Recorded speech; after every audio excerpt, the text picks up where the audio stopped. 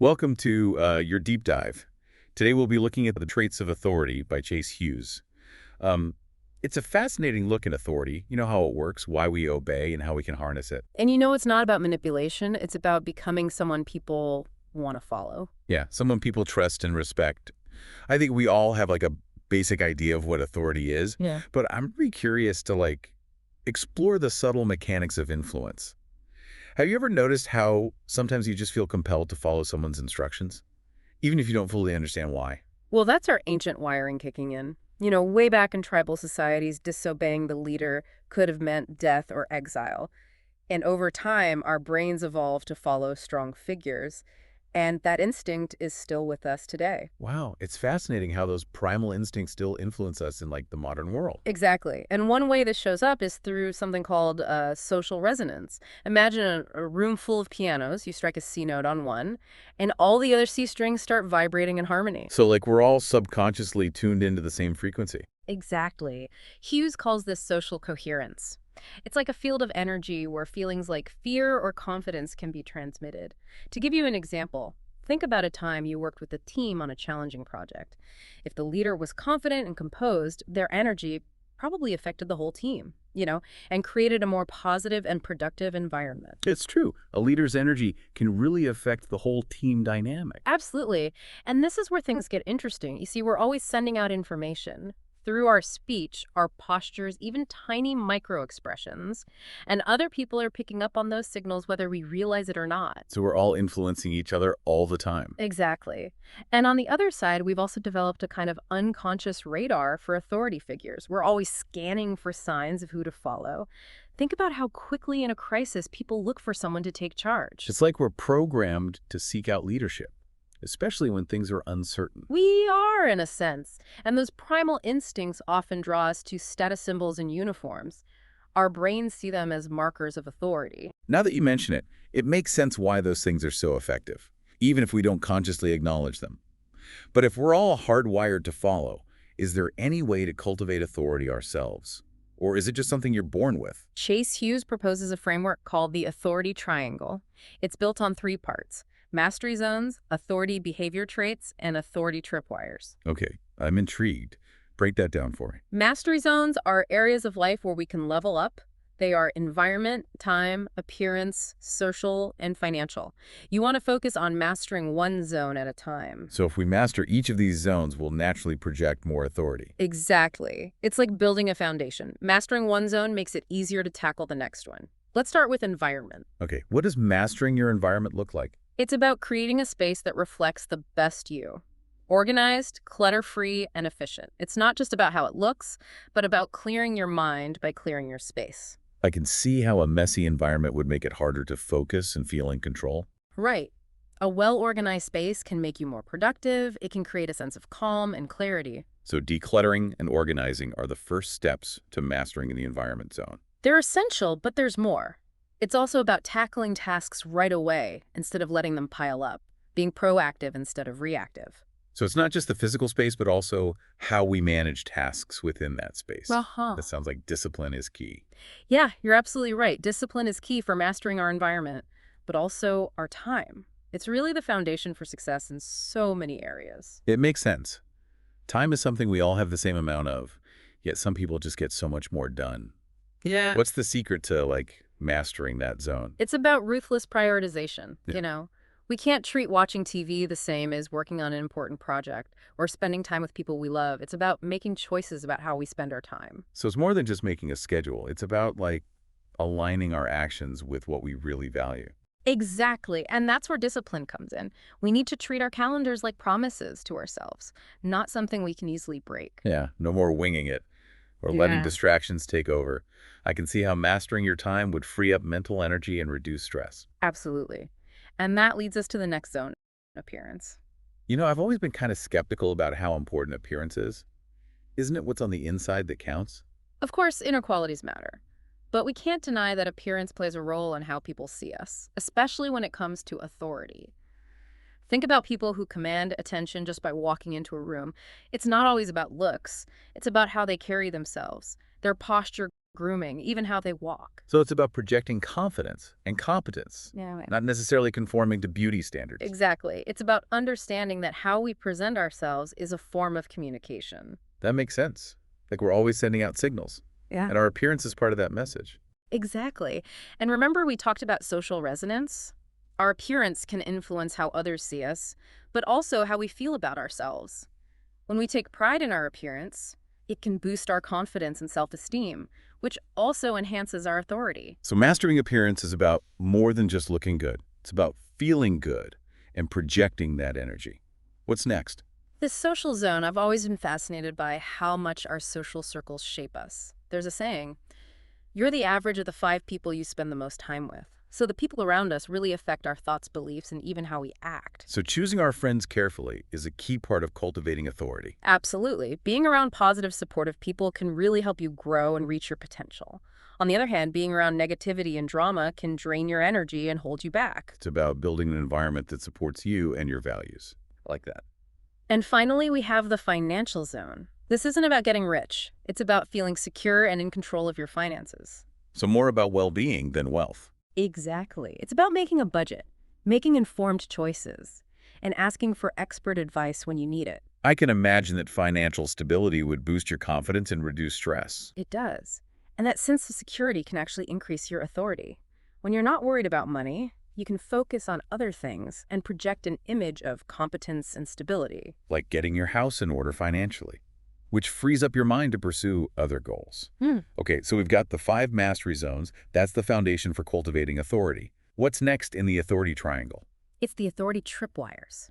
These are the unconscious filters our brains use to judge someone's authority. And they do it really fast, like less than a second. Wow, that's quick. So we're constantly making judgments about people's authority without even realizing it. We are. It's an instinct that helped our ancestors survive. They needed to quickly figure out who was a threat and who was a leader. What are some of those tripwires we should know about? One of the strongest is movement. Think about someone who takes action when others might hesitate. Like a leader who steps in to help someone in need. They break free from social norms. So it's not just what you do, but how you do it. It's about moving with purpose. Exactly. Then there's appearance. We've talked about that. It's about that first impression. And then there's confidence, projecting that I got this attitude, even if you don't always feel it. That's like the fake it till you make it idea. You mentioned earlier that confidence is a skill we can learn. It's not just something you're born with. Right. And there are things we can do to build confidence, like focusing on our posture, making eye contact, speaking clearly and confidently. What other authority tripwires are there? Connection and attention. You know those leaders who make you feel really heard? They're fully present and engaged in the conversation. That ability to connect is a powerful sign of authority. So it's about being authentic and present, not just dominating the conversation. Exactly. And finally, there's that gut feeling, that sense of whether something feels right or wrong. It's based on all the other signals we talked about, and it can be the deciding factor in how we see someone's authority. So it's like our subconscious is always checking things off a list, Yeah. looking at all these little cues to figure out if someone deserves our trust and respect. Exactly. And it happens so fast. This is fascinating. It makes you realize how much is going on beneath the surface of our everyday interactions. It does. And the good news is that by being aware of these authority tripwires, we can start to change how people see us. Okay, so we've talked about the mastery zones, the authority tripwires. What was the last part of the triangle again? The authority behavior traits. These are specific actions that activate those unconscious tripwires. They're like shortcuts to building authority. I'm starting to see how this all comes together. I want to hear more about these specific behaviors. What are they and how can we use them in our own lives? Chase Hughes identifies 5 key authority behavior traits: confidence, discipline, leadership, gratitude, and enjoyment. Those sound pretty straightforward. But I'm guessing there's more to them than meets the eye. Let's start with confidence. What does real confidence look like and how does it connect to authority? It's more than just feeling good about yourself. It's about projecting an aura of, I've got this, a sense of self-worth, and a belief that things will work out. I've always seen confidence as a very outward assertive quality, Uh, but you're saying there's a deeper side to it. Can you explain that? Sure. True confidence is often quiet and subtle. It's not about being the loudest person in the room or trying to control every conversation. Actually, people who lack confidence often try to do those things. They might have trouble saying no, they apologize too much, or even put others down to feel better about themselves. So true confidence is about self-assurance and inner strength, not arrogance or showing off. Right, think about someone who walks into a room and everyone respects them. They're not loud or flashy.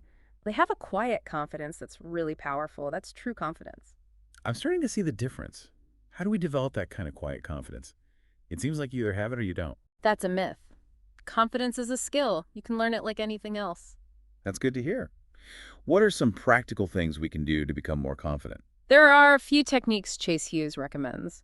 One is the classic fake it till you make it. By acting confident even if you don't feel it, you start to change how your brain works. That's interesting. Mm. But wouldn't that feel fake? How do you balance acting with being genuine? It's not about pretending to be someone else. It's about choosing to act like a confident person. Even if you're not feeling 100% confident in that moment, over time, this can help you become more truly confident. So change your behavior first and your feelings will follow. What else can we do? Another technique is to focus on positive outcomes. Instead of worrying about what could go wrong, ask yourself what's the best that could happen. It changes your mindset from fear to possibility. I like that. Choosing to focus on the good instead of letting our fears control us. What else? Hughes suggests something called role application.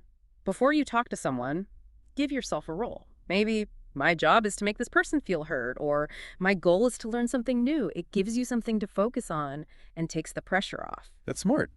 It takes the focus off of you and lets you help the other person. Right. And here's one you might not expect. Cold showers. Cold showers. Oh, no. Seriously. How does that help with confidence? I know they sound tough, but cold showers can boost your energy resilience and even your confidence. It's about challenging yourself and showing yourself that you can handle uncomfortable situations. Okay, I might try that. I've heard about the benefits of cold showers, but I never connected them to confidence.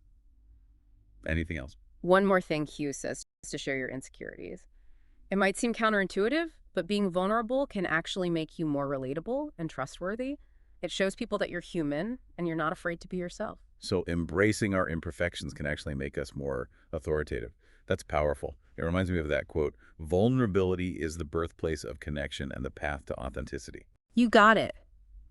Now let's move on to discipline, another important authority behavior trait. Remember when we talked about mastering our environment and our time? Well, discipline is what allows us to do that. So we've seen how confidence can be a powerful tool, but it needs discipline to work. What does Chase Hughes say about discipline? He says it's like having an inner butler who gets you ready for success, and an inner disciplinarian who says no to instant gratification. So it's not about being strict or punishing ourselves. Not at all. True discipline is about self-control. It's about making choices that align with our long-term goals, even when it means waiting for something we want. Putting our future selves first. I like that. How? How can we develop this kind of discipline? One technique is to practice future you, gratitude. Before you make a choice, ask yourself, will my future self thank me for this? It helps you make decisions that are good for you in the long run. That's a great question to ask. It puts things in perspective. What else can we do? Having a good morning routine is really important. Make your bed, get your body moving, write in a journal, visualize your goals, set yourself up for a successful day. And remember, it only takes a little bit of discipline to build a habit. Once it's automatic, you don't need willpower anymore. So it's about building those good habits, small, consistent actions that add up to big changes over time. Exactly. And speaking of good habits, let's talk about leadership. Chase Hughes gets some interesting insights from an unusual source, Caesar Millen, the dog whisperer. Okay, now I'm curious. What can we learn about leadership from a dog whisperer? Millen says that good leaders are like good dog trainers. They're calm and assertive. Think of a leader of a pack of dogs, not a boss who's always stressed out. They set clear boundaries and they make their team work for rewards. They don't just give things away. I can see that. A calm and assertive leader makes people feel safe and respected. A leader who's always stressed out just creates chaos. Exactly. Here's a quote from Millen that really stuck with me. Humans are the only animals who follow unstable leaders. Think about that stability, composure, all those authority traits we talked about. They make you someone people want to follow. It's about earning respect, not demanding it. What's the next authority behavior trait? Gratitude. It's essential for leadership, and it's more powerful than you think. It builds trust, opens your mind, and makes you more attractive to people. I see how gratitude is important for leaders. A grateful leader appreciates their team and inspires loyalty. But how can we practice gratitude when things are tough? Hughes breaks it down into three types: low altitude, high altitude, and interpersonal. Low altitude gratitude is about appreciating the simple things: a good meal, a sunny day, a kind word. High altitude gratitude is about appreciating the bigger picture: the planet, the things that keep us alive, the fact that we exist. It's about feeling awe and wonder. That's a whole new level of appreciation. I like the idea of feeling awe. What about interpersonal gratitude? That's about being thankful for the people in our lives. It's not just saying thank you, it's really feeling it and showing it in meaningful ways. So practicing gratitude isn't just polite. It's actually a way to become more authoritative. Exactly. And here's something interesting. Gratitude has been scientifically proven to be good for you. I've heard that. But how can simply feeling thankful improve our health? There's more and more research showing that gratitude can make us healthier. It can reduce stress, improve sleep, boost our mood, and even reduce pain. So being grateful isn't just good manners.